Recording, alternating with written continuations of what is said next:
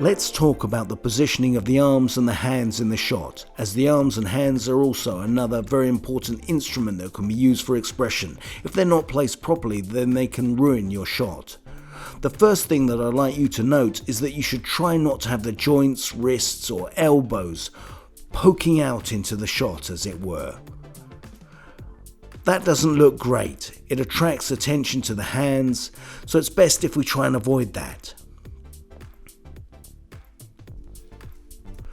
Try to have the model place her hands with a narrow section rather than a wider section aimed towards the lens. That's to say that instead of placing the hand like this, if you're using it, say, by the face or by the chest, place it with a narrower section showing in the shot. So we have the narrower section facing the lens, and the same is true if we place it by the face. This is an incorrect example. You shouldn't do this. You'd be better off placing the hands like this, with the narrower sections here. That way they'll look more refined, thinner, more feminine. If the hands are touching the body or the face, then I recommend that you leave some air between the hand and the surface that they're meant to be placed on. That's to say that it shouldn't be like this. There should be some air there, or at least the touch should be very light. Similarly, don't place your hands, meaning the hands themselves and the wrists, with the fingers poking directly into the shot. We don't place the hands and the fingers like this. The same is true if the joints are really bent round. And it's also true if your fingers are formed up into a fist. We don't use this unless there's a specific goal of showing some sort of tension, of showing that the model is tensed up. Because this really does signal that the model is in some sort of state of tension. As a rule, that's usually not what I want. I try on the contrary to shoot a relaxed, chilled out mood that is calm. So I recommend that you keep an eye on these things too.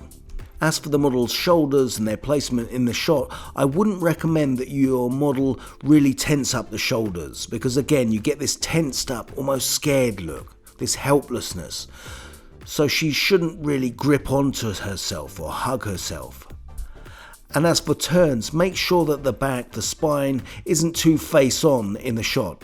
If you place the model side on, place her in such a way that we only see the edge of the shoulder, and so that the back isn't visible beyond it. Roughly speaking, something like this.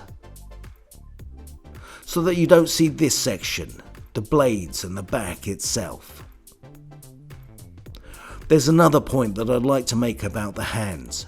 Very often, when you're shooting a model with, say, her arms down, and then you want to use the hands in the shot, you put them at the level of the chest or you put them up against the face. If you do that, then the tone of the hands may differ. They might be red because the blood is flowing into them when they're down low.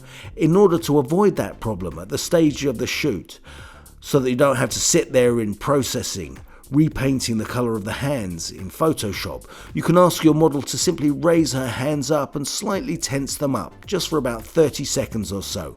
You stick them up high and tense them up. That way the blood will flow out and the colour of the hands will even out. Vika, squeeze a bit more please, with your hands up a little.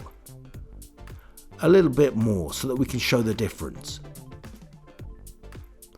Put it up to your body or to your face. This way your hands won't be that different in terms of colour.